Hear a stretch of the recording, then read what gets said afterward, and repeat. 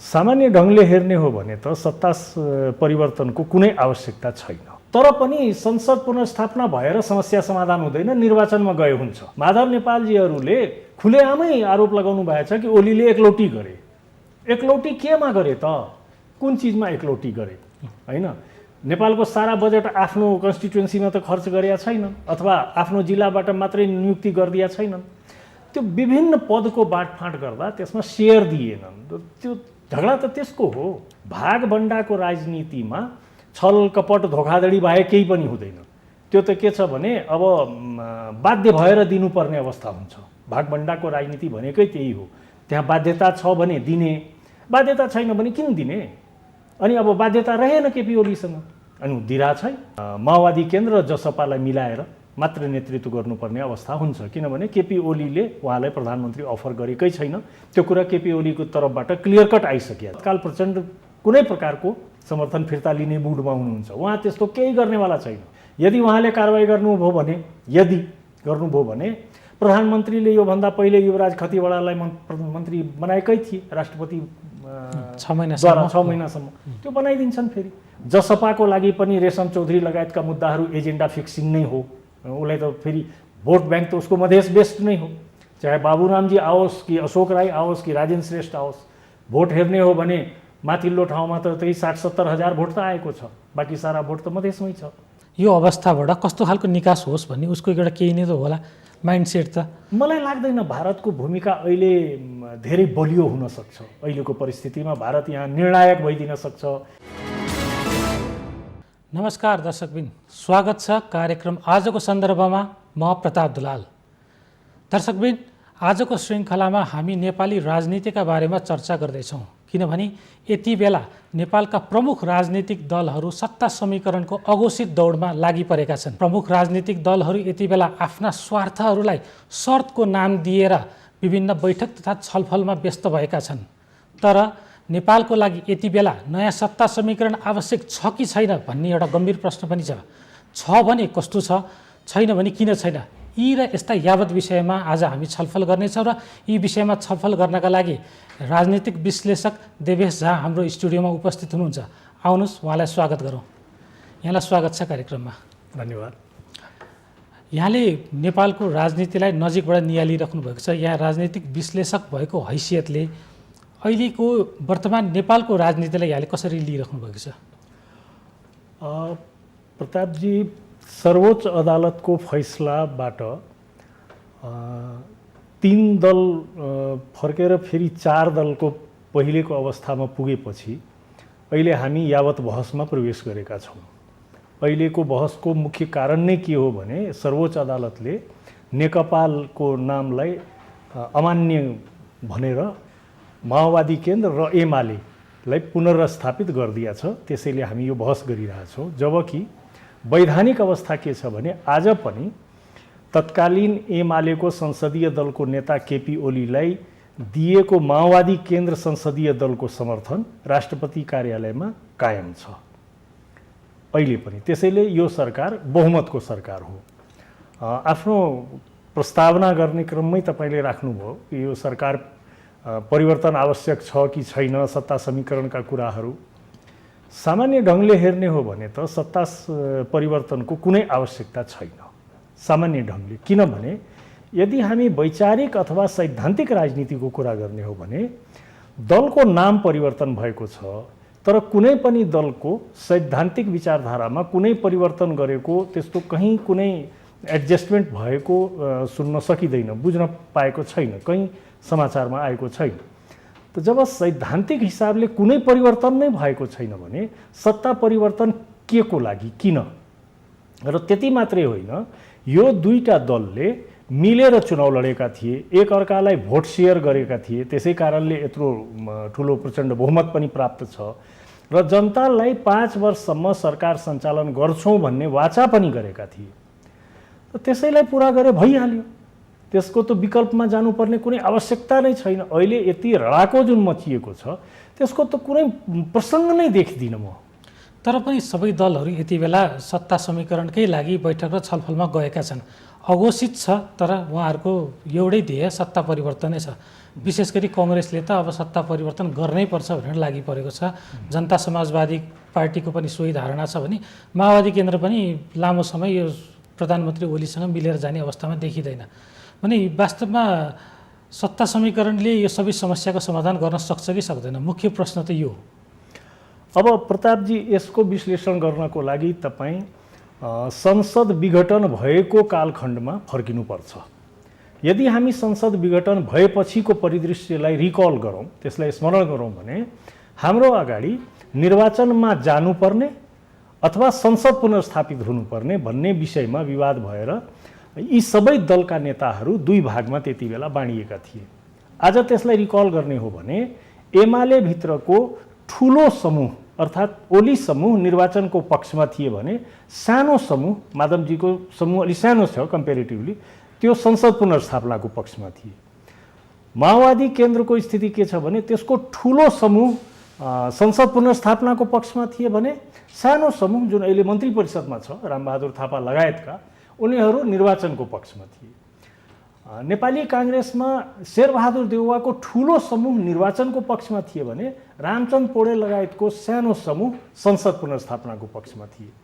त्यस्तै जसपाभित्रको पुरानो राजपा समूह भनौँ, मोहन ठाकुरजी, राजेन्द्र महतो लगायतका समूहको भनाइ के थियो भने यो कदम चाहिँ अलोकतान्त्रिक हो, तर पनि संसद पुनर्स्थापना भएर समस्या समाधान हुँदैन, निर्वाचनमा गए हुन्छ। जबकि बाबुराम भट्टराई र उपेन्द्र समूहको के थियो भने संसद पुनर्स्थापना नै हुनुपर्छ अनि मात्रै समस्या समाधान हुन्छ। यसरी हेर्ने हो भने अहिले दुईटा धार अब भयो, आफ्नै पार्टीमा छन्, हरेक पार्टीमा दुईटा धार। एउटा धार संसद पुनर्स्थापना हुनुपर्छ भन्ने भयो, अर्को धार निर्वाचनमा जानुपर्छ भन्ने भयो। हामी जुन अहिले यो सत्ताको रडाको देखिरहेछौँ त्यसको मुख्य कारण त्यही हो। त्यो कुरा जुन सरेर अहिले आएको छ, अब त्यसको रिजल्ट हुनु पर्यो, त्यसको परिणाम त आउनु पर्यो। परिणाम कसरी ल्याउने? दुईटा मार्गचित्र छ। कि त निर्वाचनमै जाउँ, अब जनताले जे म्यान्डेट दिन्छ, म्यान्डेट त के देला, फेरि यही नेता त आउने हुन्, अब विदेशबाट त नेता आउने होइनन्, हाम्रा यही स्थापित नेता छन्, यही पोलिटिकल पार्टिजहरू छन्, आउने फेरि यही हुन्। तर एउटा कुरा के हुन्छ भने इलेक्सनबाट फेरि फर्केर आउँदा आफ्नो हैसियत स्वीकार गरेको हुन्छ, किन अब त्यसपछि बोल्ने ठाउँ रहँदैन। अहिलेको स्थिति के छ भने सबैले आफूलाई उच्च मूल्याङ्कन गरिरहेको देख्छु म। आफ्नो जे जस्तो स्थिति छ, अब त्यो वास्तविकता के छ त्यो त निर्वाचनमा गएपछि मात्रै थाहा पाउने हो।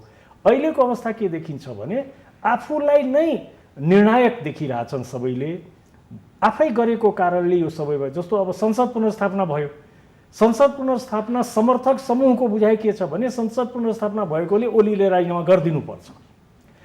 तर ओलीको राजीनामा माग्नुभन्दा पनि माओवादी केन्द्रले समर्थन फिर्ता लिदिए त भइहाल्यो, राजीनामा माग्नै पर्दैन, आफै अल्पमतमा पर्छन्। त्यसपछि त उसले कि त विश्वासको मत लिन्छन् कि अन्य बाटोमा जान्छन्।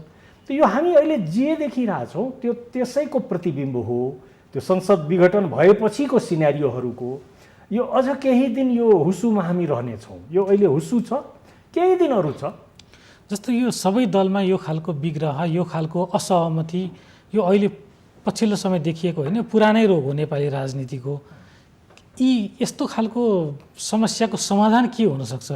वास्तवमा यो राजनीतिक दल कहिले पनि एक देखिएन, जहिले पनि यो दुईटा धार सधैँ छ। अहिलेको मात्र होइन, हामी 7 सालदेखिकै इतिहास हेर्ने हो भने हरेक पार्टीमा दुईटा धार सधैँ नै छ। कसरी यिनीहरू एउटा दलले एउटा विचार बनाउन सक्दैन भने हामीले राष्ट्रिय सहमति सरकारको अहिले यहाँ पछिल्लो समय चर्चा चल्नु त एउटा हास्यास्पद अवस्था होइन र यो? अब प्रतापजी, लोकतान्त्रिक विधिमा हामी के स्वीकार गर्छौँ भने त्यहाँ विवाद विमर्श बहसलाई स्वागत गरिन्छ, त्यसलाई अन्यथा मान्नु हुँदैन। दलभित्र पनि जाने मार्गचित्रमा फरक हुन सक्छ, दायाँबाट जाने कि बायाँबाट जाने त्यो फरक हुन सक्छ। तर त्यसमा जे भए पनि जतिसुकै बहस गरिएर अन्ततः भएको निर्णय पूर्ण रूपेण स्वीकार गर्नुपर्छ। तपाईँ आजै देख्नु भएछ धुम्बाराहीमा ओली पक्ष र माधव पक्षको बिचमा बैठक भएछ। त त्यो बैठक के को लागि भएछ त? त्यो एजेन्डा के थियो? भने एउटा पक्षको एजेन्डा थियो 28 गतेको फागुन 28 गतेको निर्णय फिर्ता लिनुहोस्। के हो त्यो निर्णय? पदाधिकारी हटाइएको निर्णय फिर्ता लिनुहोस्। त्यहाँ राष्ट्रिय हितको कुनै कुरा छ? त्यहाँ सैद्धान्तिक कुनै विषय छ? पार्टीले विगतमा लिएका सैद्धान्तिक निर्णय अथवा त्यससँग जोडिएको कुनै पनि कुरा छ? यहाँसम्म कि संसद प्रारम्भ भइसकेको छ, संसदमा आएको अध्यादेश बारेमा के गर्ने त्यो पनि चर्चा छैन। त नेपालको राजनीति 63 पछि भागभण्डाको राजनीतिमा प्रवेश गर्यो। तपाईले भनेको कुरा ठिक हो, 7 सालदेखि नै यो सब चलिरहेछ। तर यो दुनियाँको हरेक देशमा हर पार्टीमा यस्तो हुन्छ। पार्टीभित्र पनि द्वन्द्व हुन्छ, पार्टीभित्र पनि आन्तरिक सङ्घर्ष हुन्छ। तर नेपालमा एउटा अनौठो र अद्भुत कुरो के छ भने यो 46 को परिवर्तन पछिका विजेताहरूको अहिलेसम्मको हालिमुहाली छ। हामी 46 मा फर्केर जाने हो भने 46 मा एउटा शक्ति पराजित भयो, जुन शक्ति अहिले सीनबाट बाहिर छ। वास्तविक विपक्ष त्यो हो। अब त्यहाँ पनि फेरि अप्ठ्यारो छ, ऊ आउन तयार छैन यो सिनेरियोमा, हैन? नभए त ऊ अपोजिसन हुन्थ्यो। यो अहिलेको यो विजेताहरूको सबै एउटै ठाउँबाट आएको, एकै दिशामा काम गरिरहेका छ। त्यसैले तपाईँ हेर्नुहोस्, कांग्रेस एमाले मिलेर सरकार बन्छ, कांग्रेस माओवादी मिलेर सरकार बन्छ, माओवादी एमाले मिलेर सरकार बन्छ। यहाँ त प्रतिपक्षसँग मिलेर सरकार बनाउने गरेका छ नि। टाउकोको मूल्य तोकेका हुन्छन्, उसैसँग बसेर सरकार बनाइरहेका हुन्छन्। त्यसको कारण के हो भने अर्थनीतिमा सबै एकै दिशामा छन्। सबैले समाजवाद उन्मुख संविधान घोषणा गरेका छन्। त यो एउटा पाटो भयो, अर्थतन्त्रको एउटा पाटो। यसको विपक्षी पाटो एब्सेन्ट छ। त्यो नभएसम्म हामी एक दिशामा गइरहनेछौँ। हामी एकै प्रकारको यो नेताहरू आउने जाने क्रम चलिरहनेछ, दलहरू आउने जाने क्रम चलिरहनेछ, तर हामी एक दिशामा मात्रै जानेछौँ। अब यो खालको यो दलहरूको अन्तर्विरोध हैन, यो खालको राजनीतिक गतिरोधले त मुलुकलाई त एउटा दुर्घटनाको दिशामा लिएर गयो नि। किनभने मजासँग 5 वर्षसम्म चल्नुपर्ने सरकार बीचमा परिवर्तनको यति बेला अब हामीले स्वीकारे पनि नस्वीकारे पनि परिवर्तनका लागि यी छलफल बैठकहरू भइ नै रहेका छन्। यसले त मुलुकलाई एउटा स्थिरता दिने जुन बाचा गरिएको थियो त्यो त प्रभावित बन्यो नि। जनताले त यो सफर गर्नु पर्यो नि यो अवस्थाबाट। यसबाट मुक्ति कहिले नपाउने भयो नेपालीले? पाउने हो, नपाउने कुरो छैन। यसमा खास चाहिँ कारण के देख्छु म भने यी हाम्रा जति नेता छन् यी क्रान्तिकारी नेता हुन्। क्रान्ति गर्न सक्छन्, आन्दोलन गर्न सक्छन्, सिंहदरबारको ढोका फोडेर भित्र छिर्न सक्छन्। तर त्यहाँ बसेपछि त्यसलाई सञ्चालन गर्ने क्षमतामा कता न कता केही कमी देखियो। त्यसमा अब पर्टिकुलरली कुनै एक पक्षलाई मात्र दोष दिएर पुग्दैन। लगभग सबै आएका छन् सत्तामा, कोही पनि बाँकी छैनन्, सबलाई ट्रायल गरिएकै हो। त्यसको कारण अब आफ्नो अनुभवको कमी, आफ्नो एजेन्डाप्रतिको आफ्नो कतिको विश्वास छ, हामीले देखेका छौँ। या विरोध गर्न सजिलो तर काम गर्न चाहिँ वास्तवमा गाह्रो हो कि? आन्दोलनकारी चरित्र भएकोले, आन्दोलनकारीको चरित्र त्यो त विपक्षबाट उभिएको हुन्छ नि, विपक्षबाट आएका हुन्छन्। त उसले अब ढुङ्गा हान्नु त सजिलो छ। कुनै पनि गाडी गइरहेछ त्यसलाई ढुङ्गा हानेर सिसा फुटालिदिन सकिन्छ। तर त्यही सिसा लगाउनु पर्यो भने त्यसको एक्सपर्टले मात्रै लगाउन सक्छ। त त्यो स्थिति हामी देखिरहेछौँ। अब यो परिस्थितिलाई परिवर्तन हुने अवस्था आउँदैन भन्ने कुरो छैन। समयले सबै कुरालाई गरेकै छ, यसलाई पनि गर्छ। जस्तो अब नेपाली दलहरूको हरेक दलमा विवाद छ र एक एक गर्दै हामी दलभित्र पनि प्रवेश गरौँ। जस्तै नेकपा एमालेको यो पछिल्लो विवाद, यहाँले मूल कारण के देख्नुहुन्छ वास्तवमा? सत्ताको भागभण्डा, अरू त के पनि छैन यसमा। खुलेआमै छ, त्यसमा कुनै लुकीछिपी भएको छैन। माधव नेपालजीहरूले खुलेआमै आरोप लगाउनु भएको छ कि ओलीले एकलौटी गरे। एकलौटी केमा गरे त? कुन चिजमा एकलौटी गरे? हैन, नेपालको सारा बजेट आफ्नो कन्स्टिट्युएन्सीमा त खर्च गरेका छैनन्, अथवा आफ्नो जिल्लाबाट मात्रै नियुक्ति गरिदिएका छैनन्। त्यो विभिन्न पदको बाँडफाँड गर्दा त्यसमा सेयर दिएनन्। त्यो झगडा त त्यसको हो, कुनै सिद्धान्तको त झगडै छैन। त्यो सेयर गर्नु पर्थ्यो कि पर्दैन थियो त? किनभने उहाँहरू सबै मिलिजुली अहिले आएर मात्र भागभण्डाको राजनीति सुरु भएको त होइन। उहाँले पनि कुनै बेला, प्रधानमन्त्रीज्यूले पनि कुनै बेला भागभण्डा लिएर अघि बढ्नु भएको हो। आज आफ्नो दिनी स्थितिमा पुग्दा चाहिँ उहाँले किन चाहिँ यसरी चाहिँ उहाँहरूलाई चिडाइराख्नु भएको छ त माधव नेपालज्यूहरूलाई? भागभण्डाको राजनीतिले पुर्याउने यही हो। यो जहाँ अहिले हामी पुगेका छौँ नि, यो पुर्याउने त्यही हो। किनभने भागभण्डाको राजनीतिमा छल कपट धोखाधडी बाहेक केही पनि हुँदैन। त्यो त के छ भने अब बाध्य भएर दिनुपर्ने अवस्था हुन्छ। भागभण्डाको राजनीति भनेकै त्यही हो। त्यहाँ बाध्यता छ भने दिने, बाध्यता छैन भने किन दिने? अनि अब बाध्यता रहेन केपी ओलीसँग अनि दिइरहेको छैन। अहिलेको अवस्थामा बाध्यता आइपुग्यो कि आजको जुन बैठक जुन भयो त्यसले चाहिँ बाध्यता सृजना गरेर उहाँलाई बैठक बस्न बोलाउन चाहिँ बाध्य बनाएको हो कि त?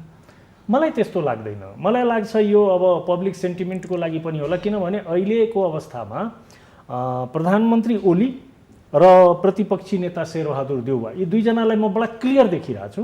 यो दुवैजना निर्वाचनको तयारीमा छन्। यो दुवैलाई कुनै बाध्यता छैन। दुवै आफ्नो दलमा बलियो अवस्थामा छन् र दुवैको अबको टार्गेट आगामी निर्वाचन हो। अनि नेकपा एमालेको समस्या समाधानको सूत्र चाहिँ के हुनसक्छ त त्यसले? अब कसरी मिल्न सक्छ? यो वास्तवमा यो एकदम जटिल छ। जति हामीले बाहिरी आवरण देख्नुभन्दा पनि यो आजदेखिको लडाइँ होइन, यो उहाँहरूको आफ्नो राजनीतिक करियरमाथि उठाउने बेला उहाँहरू एक आपसका प्रतिस्पर्धी पनि हुनुहुन्थ्यो। त्यो बेलादेखिकै लडाइँ हो। यहाँ अहिले उत्कर्षमा आइपुगेको होला। सायद भागभण्डा मात्र पनि होइन होला, एकअर्कालाई पछार्ने, एकअर्कालाई बाइपास गर्ने पनि नीति होला। तर उहाँहरू अब केही न केही नेपालको राजनीतिलाई एउटा स्टेबल गराउने एउटा पार्ट त हुनुहुन्छ नै। उहाँहरू कुन अवस्थामा मिल्न सक्नुहुन्छ? यहाँले के सल्लाह दिन सक्नुहुन्छ उहाँ जस्तो राजनीतिक दललाई, विशेष गरी नेकपा एमालेलाई? अब त्यहाँ 1 से 1 विद्वान एक्सपर्ट्सहरू छन्, अनुभवी खारिएका नेताहरू छन्। त्यसैले सल्लाह दिनु भनेको त त्यति उचित शब्द नहोला। अब आफ्नो एउटा विचार मात्रै म राख्न सक्छु बढीमा, सल्लाह दिएको होइन। त्यो सल्लाह त्यति स्वागत योग्य पनि मानिँदैन। अब एमाले त एउटा इतिहास बोकेको पार्टी हो। एमालेको आफ्नै सिद्धान्त हो। मदन भण्डारीले प्रतिपादन गरेको सिद्धान्त जबज उनीहरूको मूल सिद्धान्त थियो र आजको डेटमा पनि सूर्य चिन्ह र जबज एमालेको कार्यकर्ताको आत्मामा बसेको छ हैन। त्यो मिल्ने आधार त त्योबाट सजिलो हुन सक्छ। सूर्य चिन्ह र जबज त्यसलाई आधार मानेर अगाडि गयो भने अब अलिकति यो नेगोसिएसन गर्दा के हुन्छ भने, मैले त्यसैले निर्वाचनको कुरा उठाएँ। यो निर्वाचनमा गयो भने जनताको म्यान्डेटले आफ्नो हैसियत देखाइदिन्छ, रियालिटी के हो, कति छन्। तबसम्म त त्यही आफ्नो उच्च मूल्याङ्कन गर्दा यो समस्या भइरहन्छ। अब जस्तो ओलीजीलाई पनि लाग्छ कि म एक्लै धान्न सक्छु, अब मलाई आवश्यकता छैन।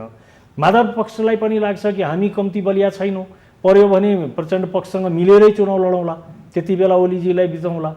त यो दुवै पक्षलाई लागेसम्म यो भिडन्त चलिरहनेछ, किनभने अब यसको छिनोफानो गर्ने कुनै अन्य माध्यम भएन। कि त दुवै पक्षले आफ्नो हैसियतलाई एक्सेप्ट गरिदिए भइहाल्यो, जसको सम्भावना अहिले तत्काल त देखिँदैन। आजै मैले देखेँ त्यहाँ भित्रबाट निस्केपछि पत्रकारहरूले सोधेको जिज्ञासामा दुवै पक्षले कुनै सफ्ट जवाब दिएको मैले देखिनँ। रुडली एन्सर दिइरहेको थिए, चाहे त्यो भीम रावलको एन्सर होस् अथवा ईश्वर पोखरेलको एन्सर होस्, त्यो बडा रुडली थिए। त्यहाँ त्यो impression, face impression, body language हामी भन्छौँ नि, त्यो खुसियालीको होइन, अफिसियल एन्सर्सहरू थिए। त्यसैले मिल्ने इच्छा त्यहाँ खासै देखिएन अहिलेसम्म। दर्शकबिन, कार्यक्रममा यति बेला भएको छ विश्रामको। विश्रामपछि हामी आउने नै छौँ, हामीसँगै रहनुहोला। दर्शकबिन, कार्यक्रममा पुनः स्वागत छ। यति बेला हामी वर्तमान राजनीतिमा दलहरूको अवस्था लगायतका विषयमा छलफल गरिरहेका छौँ र यी विषयमा छलफल गर्न हाम्रो स्टुडियोमा यति बेला राजनीतिक विश्लेषक देवेश झा हुनुहुन्छ। जस्तै यहाँले नेकपा एमालेको विवाद अहिले तत्काल समाधान नहुने अवस्थाको एक किसिमको मोटामोटी चित्रण गर्नुभयो। अब नेपाली कङ्ग्रेसको अवस्था यहाँले कसरी देख्नुहुन्छ अहिले पछिल्लो समय? किनभने यहाँले भन्नुभयो नेपाली कङ्ग्रेसको सभापति निर्वाचनको तयारीमा लाग्नुभएको छ, तर अर्को पक्ष जुन रामचन्द्रज्यूहरूको उहाँहरूको पक्ष भने सरकारको नेतृत्व गर्नुपर्छ, केपी ओलीजीलाई हटाउनुपर्छ भने एकदम हार्ड लाइन लिइराख्नु भएको अवस्था छ नि? होइन, त्यो वास्तवमा सरकारको नेतृत्व लिनुपर्छ भन्ने धारणा त्यहाँ छैन। एकदम म स्पष्ट छु यसमा। देउवाजी क्लियर कट बुझिरहनु भएको छ कि उहाँले यदि सरकारको नेतृत्व गर्ने हो भने त्यो माओवादी केन्द्र र जसपालाई मिलाएर मात्र नेतृत्व गर्नुपर्ने अवस्था हुन्छ। किनभने केपी ओलीले उहाँलाई प्रधानमन्त्री अफर गरेकै छैन। त्यो कुरा केपी ओलीको तर्फबाट क्लियर कट आइसकेको छ कि अरू कुनै दललाई सरकारको नेतृत्व दिने अथवा त्यस किसिमको अफर गर्ने हाम्रो कुनै सोच छैन भनेर ओलीजी क्लियर छ। अब बाँकी रह्यो यो 3 पार्टी। अब माओवादी अध्यक्ष प्रचण्डसँग ओलीको तालमेल कस्तो रह्यो र यो 3 वर्ष के भयो त्यो सबै देउवाले राम्ररी देखेको छ। त्यसैले त्यही प्रचण्डको भरोसामा अथवा सहयोगमा सरकार निर्माण गरेर त्यही अवस्थामा आफू पुग्न चाहन्न देउवा। र फेरि अहिले शेरबहादुर देउवाले के देखिरहेछ भने नेपाली काङ्ग्रेस इन्ट्याक्ट छ, उता पछिल्लो चुनावमा माओवादी केन्द्र र एमाले जुन मिलेर चुनाव लडेको थियो त्यो यसपालि त्यस्तो सम्भावना अहिले तत्काल छैन। भोलि भइहाल्यो भने बेग्लै कुरा हो, आजको डेटमा त्यस्तो छैन। हामी पछिल्लो निर्वाचनको भोट पर्सेन्टलाई रिकल गरौँ भने नेपाली कङ्ग्रेसलाई 36.5% भोट आएको छ। तपाईलाई यो अचम्म लाग्न सक्छ, 17 सालमा बीपीको नेतृत्वमा 15 सालमा 2015 सालको चुनावमा बीपीको नेतृत्वमा नेपाली कङ्ग्रेसले 37% भोट ल्याएको थियो। त्यसपछि सबभन्दा बढी भोट यो इलेक्सनमा आएको छ 36.5%। तर 28% एमाले र 14% माओवादी केन्द्र मिलेर 43% भोट एक ठाउँमा पोलराइज भएकोले नेपाली कङ्ग्रेसको यो स्थिति भएको हो। देउवाले क्लियर कट देखिरहेछ। अब रह्यो अन्य पक्षको जुन तपाईँले भन्नुभयो एकदम हार्डकोर लिया छ नेपाली काङ्ग्रेस, नेतृत्वमा जानुपर्छ पौडेलजी अथवा कोइराला बन्धुहरू, उहाँहरूको ध्यान महाधिवेशनमा छ। उहाँहरूले के बुझ्नु भएको छ भने देउवा यदि महाधिवेशनभन्दा पहिले प्रधानमन्त्री भयो भने त्यसै भारी छ, बलियो छ देउवा अहिले सभापतिमा, झन् दोब्बर बलियो होला। त्यति बेला देउवालाई फ्याँक्न एकदम गाह्रो हुन सक्छ। र देउवा कुनै पनि हालतमा प्रचण्डसँग मिलेर सरकार बनाउँदैन, ओलीसँग त ओलीले छोड्ने नै होइन, अनि सरकार बनाउने ठाउँ नै रहेन। देउवा र जसपा मिलेर सरकार बन्दैन, सङ्ख्या पुग्दैन, प्रचण्डको समर्थन चाहियो कुनै पनि हालतमा। त्यसैले यो समीकरणमा देउवा प्रधानमन्त्री आफै बन्दैन, उसलाई भनिरहनुपर्छ कि हामी चाहिँ प्रधानमन्त्री बन्न चाहन्छौँ। यसबाट के हुन्छ भने नेपाली काङ्ग्रेसका क्याडरहरूमा हाम्रा नेताहरू सरकारमा जान चाहन्थे, देउवाको कारणले गएनन् भन्ने भान पर्छ। त्यो भान पर्यो भने त्यसलाई भोलि महाधिवेशनमा क्यास गराउन सक्ने पनि रणनीतिक चाल मात्र हो, त्यसपछि रणनीतिक मात्रै हो। अहिले नेपाली काङ्ग्रेस क्लियर छ, निर्वाचनमा जाँदा फाइदा हुन्छ र हो पनि। जस्तै जनता समाजवादी पार्टी यति बेला सबैभन्दा रोचक अवस्थामा रहेको देखिन्छ, किनभने उहाँहरू अहिले यो प्रतिनिधि सभा विघटनपछि सामान्य रूपमा केही विरोध त उहाँहरूले गर्नुभयो, तर एकदमै विशेष विरोध उहाँहरूको थिएन।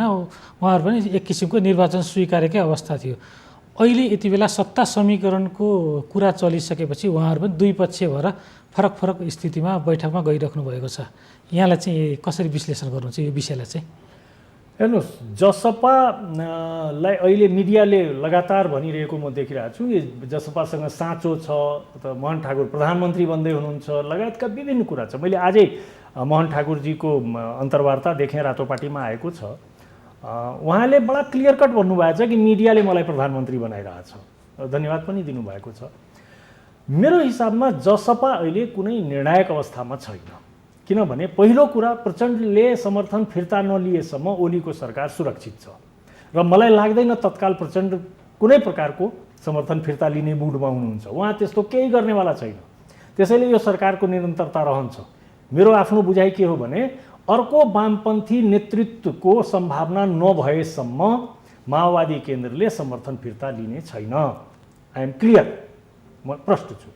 अब रह्यो जसपाको लागि सत्ताभन्दा पनि रेशम चौधरी र उसको थुनामा रहेका आफ्ना क्याडर उसको लागि प्राथमिकतामा छ।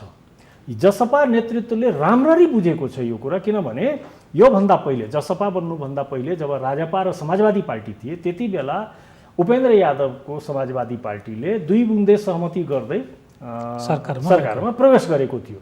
त्यति बेला यही 2 बुन्दे सहमति थियो, संविधान संशोधन लगायतका विषयहरू, तर त्यो त केही पनि भएन। अब यो धेरै पटक भइसकिया छ। जसपा नेताहरूको लागि सत्तामा प्रवेश गर्नु बगैर कुनै ठोस उपलब्धि सत्तामा प्रवेश गर्नु ठुलो ब्याकफायरको कुरा हुन सक्छ। त्यसैले मलाई लाग्दैन उहाँहरूले यति ठुलो रिस्क लिनुहुन्छ। हुन त अहिले अब भोट सेचुरेसनमा पुगेको छ। जसपाको पनि करिब 12% भोट सेचुरेटेड छ, उसको 11.5-12% को हाराहारीमा पछिल्लो 3 चुनावमा आइरहेछ। त्यसैले त्यसमा धेरै तलमाथि हुनेवाला स्थिति अब छैन। तर पनि सत्ताको जुन हिसाबले मिडियामा अहिले प्रोजेक्ट गरिएको छ नि, जसपालाई नै निर्णायक, जसपा नै सारा चिज, त्यो छ जस्तो मलाई लाग्छ। तर यो अवस्थालाई जसपाले चाहिँ आफ्नो स्वार्थ सिद्ध गर्ने अवसरको रूपमा प्रयोग त गर्यो नि। जस्तो संविधान संशोधन उहाँहरूको माग हो भने 2/3 नभए त सम्भव छैन। कुनै एउटा घटकसँग उहाँहरू वार्ता गरिराख्नु भएको छ सरकार निर्माणको लागि, जुनसुकै घटक होस्, तर त्यो अवस्था त रहँदैन, 2/3 हुँदैन। र रेशम चौधरीकै केसमा पनि अदालतले निर्णय गरिसकेको ज्यान मुद्दा जस्तो विषयमा सरकारले चाहेर पनि त्यो मुद्दा फिर्ता लिन सक्ने विषय त होइन। त्यो दुईवटा शर्त तेर्साएर उहाँहरूले वार्ता गरिराख्नु भएको विषय समग्रमा यसो हेर्दा उहाँहरू सत्तामा जान अलि आतुर भएको जस्तो देखिँदैन र? यो तपाईँको यो विश्लेषणको पछाडि उहाँहरूले विगतमा गरेका गलत निर्णयहरूको कारणले यो विश्लेषण अहिले आइरहेछ। उहाँहरूले बार सत्तामा प्रवेश गर्नुभएछ, त्यस कारणले यो आरोप अहिले लागिरहेछ। त्यो जस्टिफाई नै हो, त्यो आरोपबाट इन्कार गर्न सकिँदैन। तर जहाँसम्म रेशम चौधरीको कुरो छ, अब कानुनी विषयमा म टिप्पणी गर्न सक्दिनँ, म कानुन विज्ञ होइन। तर नेपालको राजनीतिमा यस प्रकारका घटनामा यदि एक्सनमा जाने हो भने रेशम चौधरीलाई त योजनाकारको मात्रै आरोप लागेको छ। र हामीले के देख्नुपर्छ भने हामीले संहिता एडप्ट गर्यौँ होइन, हामीले अनेक प्रकारको समावेशी कुरा, आरक्षणका कुराहरू हामीले ल्यायौँ गणतन्त्र ल्याउनुभन्दा पहिले नै। त्यसको पछाडि कारण के थियो भने समाजको हरेक वर्गलाई यो राष्ट्र मेरो हो र म मूलधारमा छु भन्ने आभास गराउने, उसलाई यो सेटिस्फ्याक्सन दिने। अहिले तपाईँ हेर्नुहोस्, थारूहरूमा गएर बुझ्ने हो भने 4.6% पपुलेसन, 4.6 भन्दा बढी पपुलेसन छ थारूको यो देशमा। रेशम चौधरी योजनाकार मात्र भएको कारणले कन्भिक्टेड छ, जबकि आफ्नै हातले अपराध गरेका व्यक्तिहरू ठुल्ठुलो पदमा बसेका छन्। अब यो कुराले थारू समुदायलाई नै यो राष्ट्रप्रति, यो व्यवस्थाप्रति एक प्रकारको असन्तोष दिएको देखिन्छ। त्यसलाई कतै न कतै सम्बोधन गर्नुपर्ने थियो। वास्तवमा यो काम त मूलधारले गर्ने हो, राजपाले अथवा जसपाले उठाइदिएको हो, उसको सांसद भएको कारणले ऊ बार यो विषय उठाएर ल्याइरहेछ। तर मेरो बुझाइमा यो विषय त राष्ट्रको विषय हो। हामी यदि गइरहेछौँ, अब अहिले भर्खर विप्लव बारेमा त विभिन्न कुराहरू आएको थियो, केही दिन अघि मात्रै घटनाहरू त भएकै छन्, मान्छे मारिएका छन् होइन। तथापि प्रधानमन्त्रीसँग बसेर डकुमेन्ट साइन गरेर सार्वजनिक हुनुभएको छ विप्लव, राम्रो कुरा हो। देशमा कुनै पनि प्रकारको द्वन्द्व समाप्त हुन्छ भने त्यो स्वागत योग्य कदम हो। तर थारूलाई मात्रै एक्सक्लुड किन गर्ने? थारूलाई पनि इन्क्लुड गरिदिए भइहाल्यो। त्यो हिसाबले यो लिएर जान खोजेको छ। तर विगतमा मधेस केन्द्रित दलका नेताहरूले अलिकति हतारिएर गरेका निर्णयहरूको कारण उहाँहरूमाथि यो आरोप लागिरहेछ। मलाई लाग्छ यसपालि उहाँहरूले यसलाई गलत साबित गर्न सक्नुहुनेछ। त्यो अवस्था कसरी रहन्छ? कुन अवस्थामा चाहिँ यहाँले भने जस्तो अवस्था रहला, जस्तो संविधान संशोधन या यो विषय पनि कुन घटकसँग मिल्दा चाहिँ उहाँको अभिष्टहरू पुरा होला त, उहाँहरूको इच्छाहरू पुरा होला त? संविधान जारी भएपछि मधेस आन्दोलन भएको थियो होइन। मधेस आन्दोलन भएपछि तत्कालीन केपी ओलीको सरकार ढल्यो र कांग्रेस माओवादी केन्द्रको संयुक्त सरकार बन्यो। त्यति बेला संविधान संशोधनको प्रस्ताव तत्कालीन मधेस केन्द्रित दलहरूले उठाएका मुद्दाहरूलाई सम्बोधन गर्ने गरी मङ्सिर 2074 मा संसद सचिवालयमा दर्ता भएको छ, जुन अहिले विचाराधीन छ।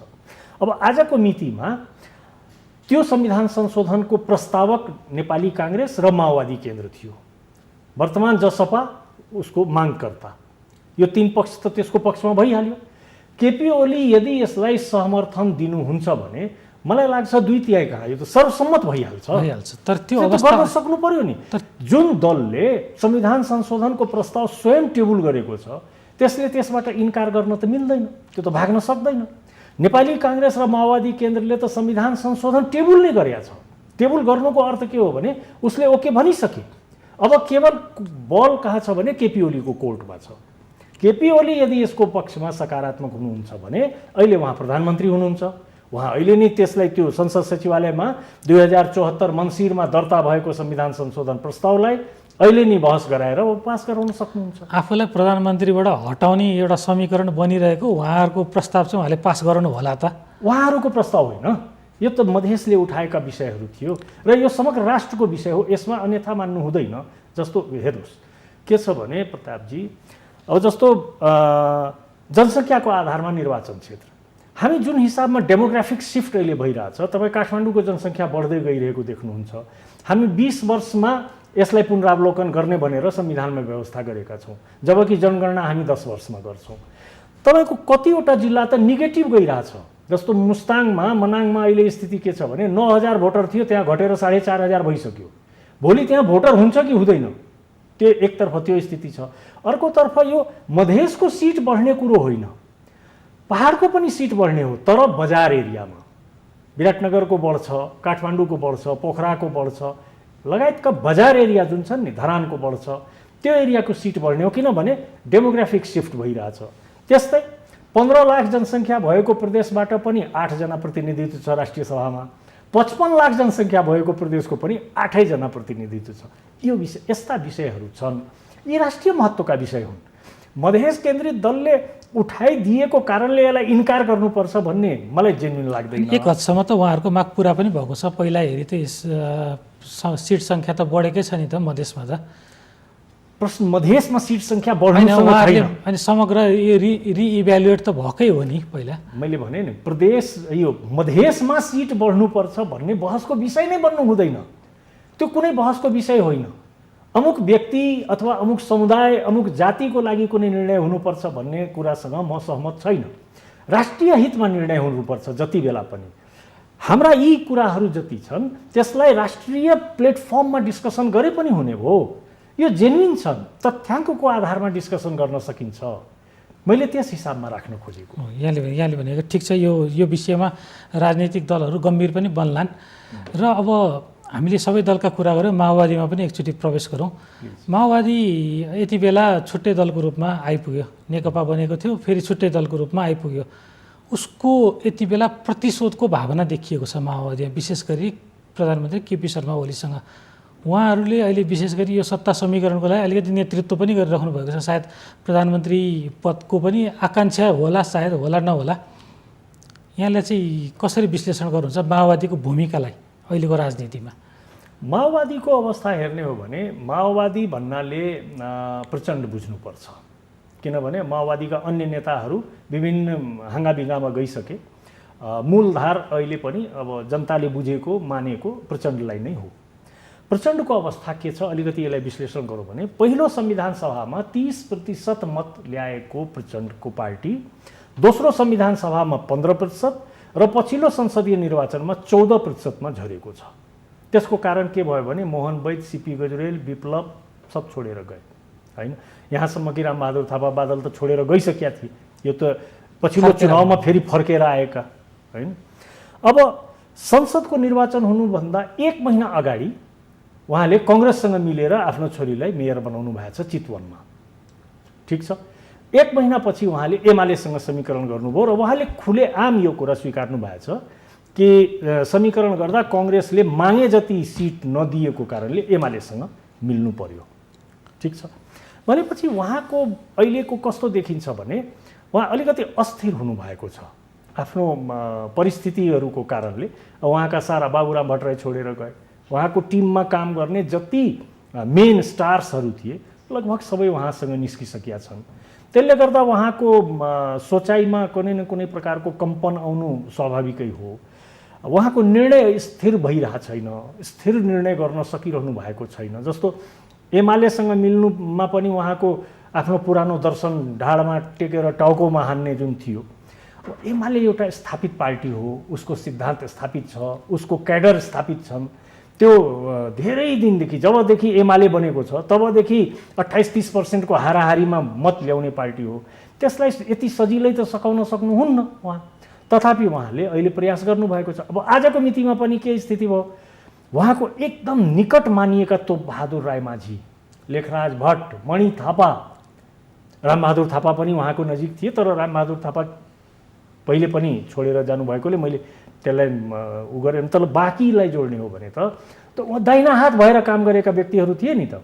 आजको डेटमा स्टेटमेन्ट के आइरहेछ भने बरु संसद सदस्यको पद छोडुला तर एमाले छोड्ने छैन हैन। भनेपछि उहाँ डाइल्युट हुँदै जानुभएको छ र यही स्थिति रह्यो भने आगामी चुनावमा उहाँको लागि अझ पोजिटिभ अवस्था आउला जस्तो मलाई लाग्दैन। दर्शकबिन, कार्यक्रममा फेरि पालो भएको छ विश्रामको। दर्शकबिन, फेरि स्वागत छ कार्यक्रममा।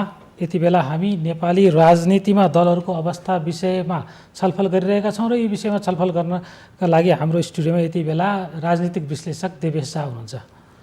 जस्तो यहाँले माओवादी अध्यक्ष प्रचण्डको एउटा चाहिँ समग्र यहाँले चाहिँ विश्लेषण गर्नुभयो चरित्रको विषयमा, तर यहाँले जस्तो प्रचण्डलाई प्रयोग पनि उहाँ हुनुभयो भन्ने हिसाबले चाहिँ यहाँले हेर्नु भएन। जस्तो प्रचण्डजीको यो स्वभाव विगतमा पनि देखिएको, विभिन्न अलायन्स हुन्थ्यो, उहाँ समर्थन पनि गर्नुहुन्थ्यो, विरोध पनि गर्नुहुन्थ्यो, तर त्यति हुँदाहुँदै पनि पार्टी एकता त गर्नुभयो प्रधानमन्त्रीज्यूले। उहाँसँग दुईजना बसेर दुईजनाको हिसाबमा निर्णय गर्नुभयो, उहाँ हुनुभयो, सत्तामा उहाँले पुर्याइदिनु भयो, किनभने उहाँ आफूले नेतृत्व गर्न नसकिने सत्तालाई बलियो बनाउने काम त प्रचण्डज्यूले गर्नुभयो। तर अहिले आएर नेकपाभित्र, तत्कालीन नेकपाभित्र जुन खालको विवाद भयो त्यसले उहाँलाई भूमिका नदिएका कारण यो विग्रहको स्थिति आएको भन्न मिल्दैन र? होइन, यो हेर्नुहोस् कस्तो हुन्छ भने अङ्ग्रेजीमा एउटा उखान छ, मनी बिगेट्स मनी, है। म एउटा सानो कथाबाट तपाईँलाई यसलाई क्लियर गर्छु।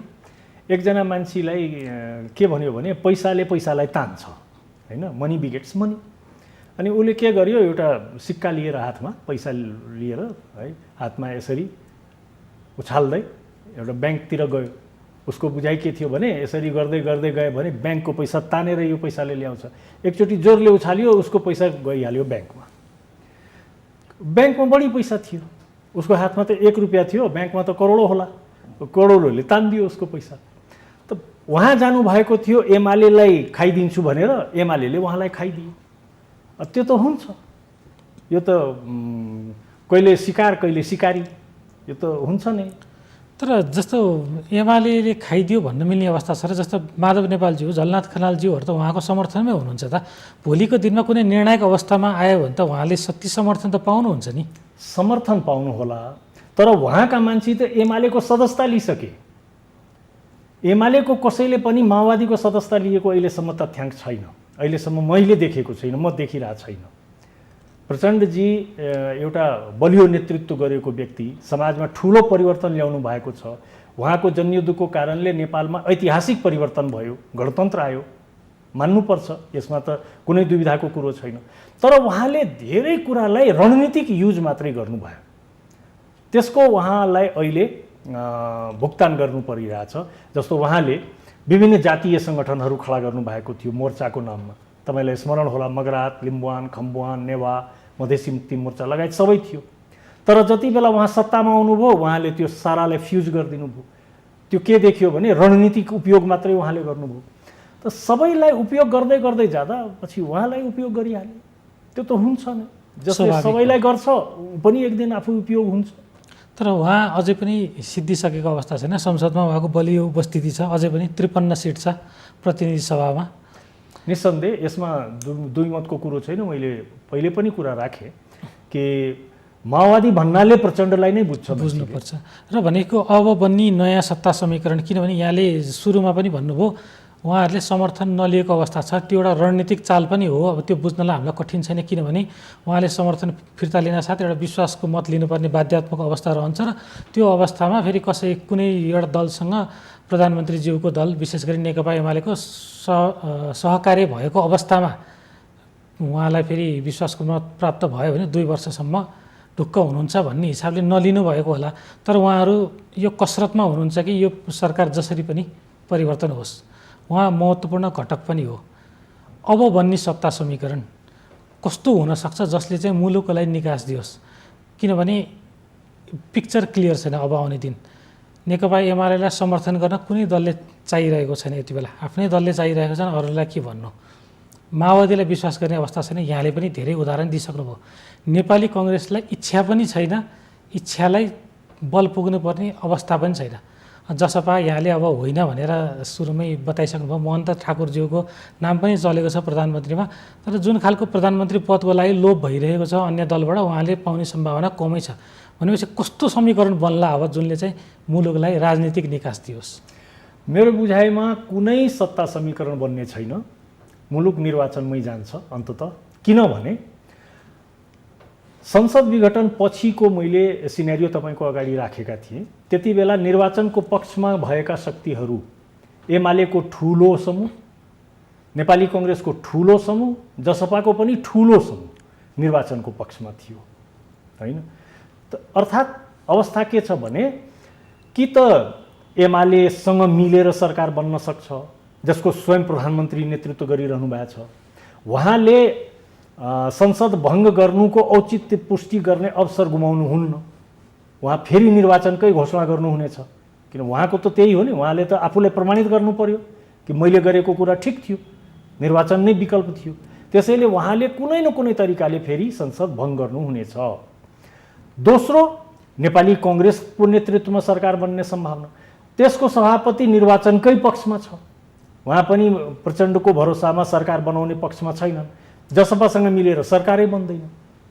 त जब प्रधानमन्त्री र प्रतिपक्षका नेता दुवै र सबभन्दा ठुलो सिट ठुलो सांसद भएका यी दुवै नेता निर्वाचनको पक्षमा छ भने अर्को सत्ता समीकरण बन्ने त सम्भावना नै समाप्त छ। ढिलो चाँडो यो प्रमाणित भइहाल्छ कि यो सरकार कि त अब केपी ओलीकै सरकार चलाइरहनु पर्यो, जुन झलनाथ खनालले केही दिन अघि भन्नुभएको छ कि हामी यही सरकारलाई 2 वर्ष चलाउँछौँ। त्यसको लागि सहज छ, माओवादी अध्यक्षले समर्थन फिर्ता लिएन भने सरकार चलिरहन्छ।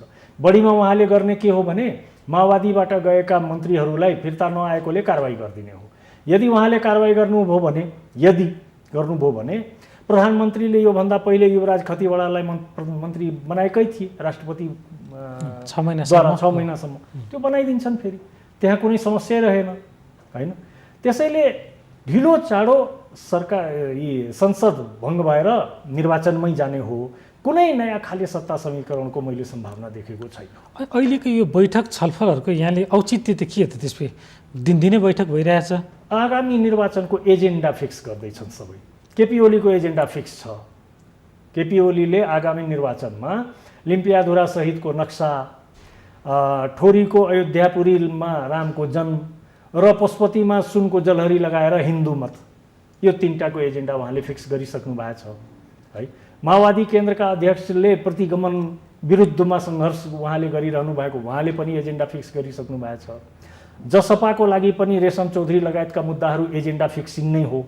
उसलाई त फेरि भोट ब्याङ्क त उसको मधेस बेस्ट नै हो, चाहे बाबुरामजी आओस् कि अशोक राई आओस् कि राजेन्द्र श्रेष्ठ आओस्। भोट हेर्ने हो भने माथिल्लो ठाउँमा त त्यही 60-70 हजार भोट त आएको छ, बाँकी सारा भोट त मधेसमै छ। उसको पनि एजेन्डा फिक्स। र नेपाली कांग्रेसको लागि कुनै एजेन्डै फिक्स गर्नु पर्दैन, ऊ त त्यसै आफ्नो फाइदा खाने स्थितिमा छ।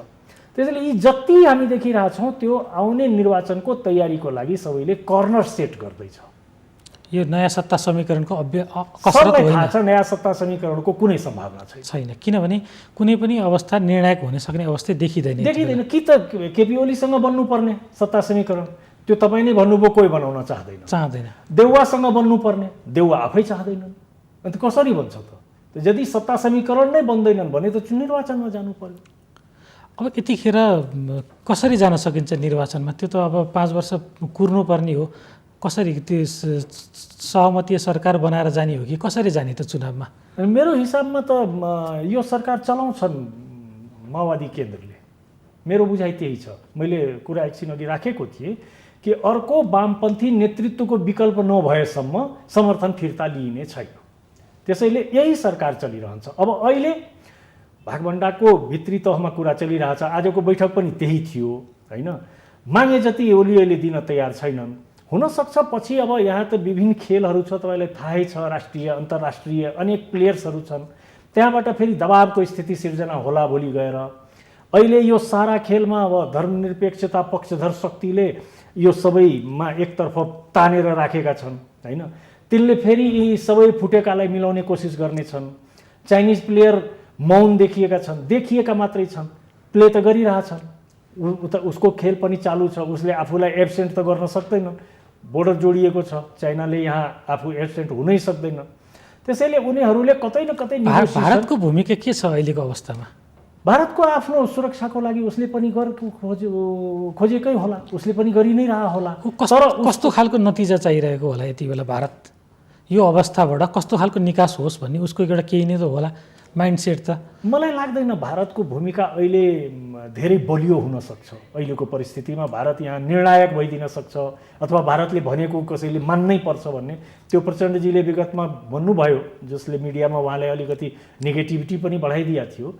तर भारतले अहिले कुनै निर्णायक भूमिका यहाँ खेल्न सक्छ जस्तो मलाई लाग्दैन। यी 2 दल विभाजनमा भारतको भूमिका छ कि छैन त?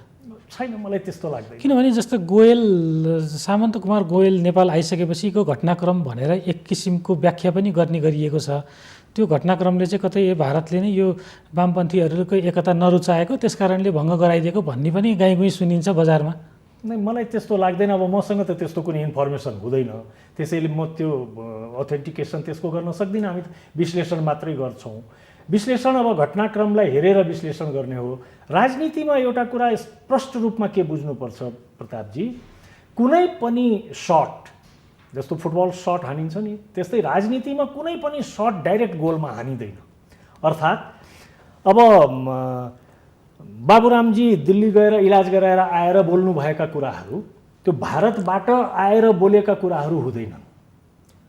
त्यो कुरा पहिले कहीँ भएको हो, त्यसपछि उहाँ भारत गएर त्यहाँबाट आएर बोल्ने हो।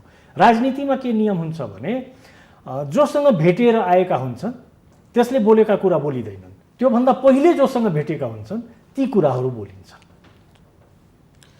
ठिक छ, यहाँले नेपाली राजनीतिको चिरफारमा धेरै आफ्नो विचारहरू दिनुभयो। यहाँको महत्त्वपूर्ण समय र संवादको लागि धेरै धन्यवाद। मलाई पनि अवसर दिनुभएकोमा हार्दिक धन्यवाद। दर्शकबिन, आज हामीले राजनीतिक विश्लेषक देवेश झासँग समसामयिक राजनीतिक विषयमा छलफल गऱ्यौँ र उहाँले नयाँ सत्ता समीकरणको सम्भावना नरहेको बताउनु भयो। उहाँले आफ्नो विचार व्यक्त गर्नुभयो। यही सरकार निरन्तर हुन्छ भन्नुभएको छ। आशा गरौँ यस्तै होस्, नेपालमा स्थिरता रहोस्। आजको कार्यक्रममा यति नै। सत्य, तथ्य र निष्पक्ष समाचारको लागि हेर्दै रहनुहोला माउन्टेन टेलिभिजन। नमस्कार।